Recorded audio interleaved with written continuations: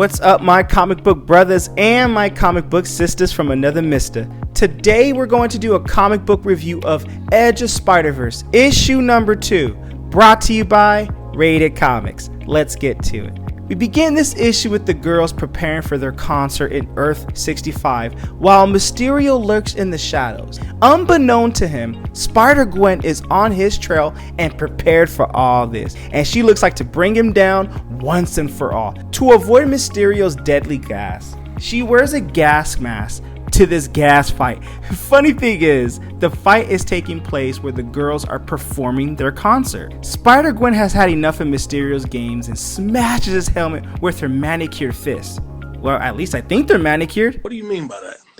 Mysterio is later arrested and goes with the authorities. Then Mary Jane takes the stage to perform with another artist as the story shifts to the city of London in Earth 834. Mayor Sweeney's mining project might have hit a gold mine or a major disaster. What will it be? We are yet to find out. Just like this brother from behind the tree. I don't know if he's gonna find it, but I just put that up there because that is literally my favorite meme of all time. And it makes me laugh when I see it. But anyways, back to the content. Meanwhile, in South London, Zarina and Zoe are gaming in their room. Then we get to know that Zarina is killing her time until sunset, the time when she gets to break her fast. She has 1 hour left until she could break her fast. She checks her phone. Suddenly, there's a loud sound nearby, which completely shakes Zarina and Zoe. Zarina knows it's got to be much more than what they're telling on the news. It ain't just what it is, it's got to be something more than that. Zarina suits up, and that is when we see that she is Spider UK. When she arrives at the disaster spot, she notices a wyvern causing all the distress, not a dragon.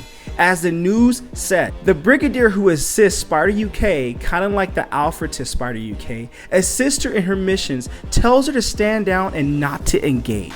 Zarina is just like any other Spider-Man in an alternate universe, not willing to stand by and watch the bad guys take over. The dragon throws up some kind of contagion which mutates the people below. Before webbing up one of these weird creatures, Zarina looks to get a sample of some chemicals in her hand from them, which might have the ability to reverse the occurrence of these beasts and possibly save the people in reversing their mutation.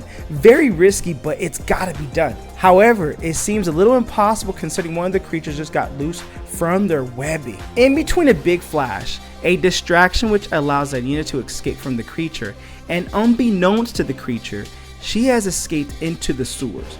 It was her intended plan to head to the sewers after all. Here, she meets Alistair Stewart, a scientist at WHO, Wired Happenings Organization. That's what WHO stands for. And it also happens to be the organization Zarina works for. Stewart cooks up tranquilizing darts from the creature's bio, which Zarina received earlier. The darts will neutralize its effects and possibly reverse the transformation to the people infected.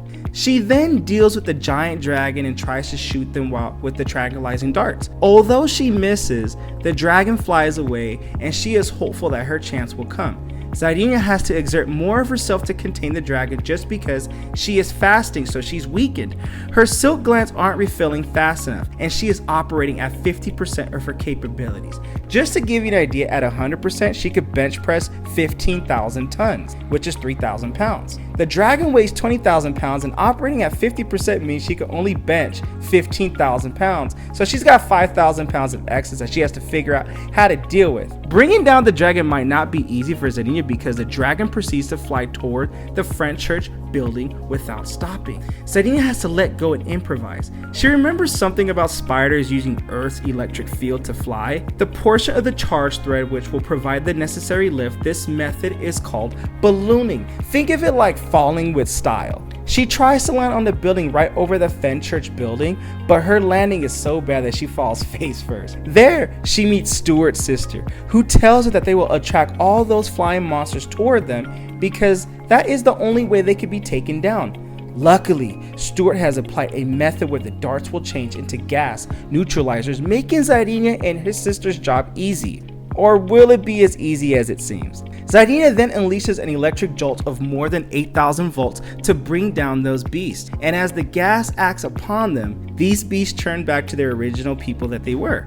The army takes down the dragon crawling in the sky, and as the dragon threat is averted, Zenya's phone chimes in to remind her that it's time to break her fast. She recites the prayer and pops medjool dates in her mouth that she was craving all this time, when suddenly Madam Web appears and tells Zenya that it's time of the essence and she is needed to save the fate of all the Spider-Man in the multiverses. Then the story shifts back to Earth 001. Now before I go into this story, I gotta mention that Rated Comics does have an exclusive of Spider-Man issue number 1, which does take place after the storyline of Edge of Spider-Verse, which is why we're covering. It's a Rated Comics exclusive. It's a Gabriel Del Alto cover. It's exclusive only to Rated Comics. It's limited to 3,000 print, the standard cover, and the Virgin is limited to 1,000 in printing. Link in description if you wish to add that to your comic book collection. You don't even have to read the comic book. Just look at it. Just add it to it. It's rare, it's exclusive, and it's really cool to look at. But with all that being said, back into the content. Here, Shathra and Neith argue while the elders have tasked the former to cast a celestial map of humanity. The entire event took place centuries ago. That is clear. Although it looks like a weak effort, Shathra calls her creation the Great Nest, a place where every soul will grow and evolve until they are ready to become one with the hive.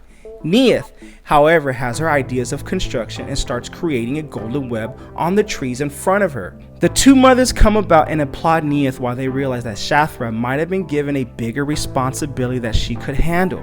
Shathra separates herself from the three and delves into a pool of hatred and jealousy. With her work not being appreciated enough, she transforms into an evil version of herself, where she becomes a nest for Wasp. She promises that the nest will always get the better of spiders as her skin tone turns dark. She then waits for someone to disrupt her network so that she could turn them into her nestling. As luck would have it, this is about to go down, and that's where we end this issue. I mean, in my opinion, Edge of Spider-Verse issue number 2 it starts to continually to slowly unveil the main threat, but if you have the patience for it, I think it's kind of a rewarding read. Not only does it feature an electric new spider superhero, but it also gives readers something substantial to cling on to, figuring out where this conflict is going to go next.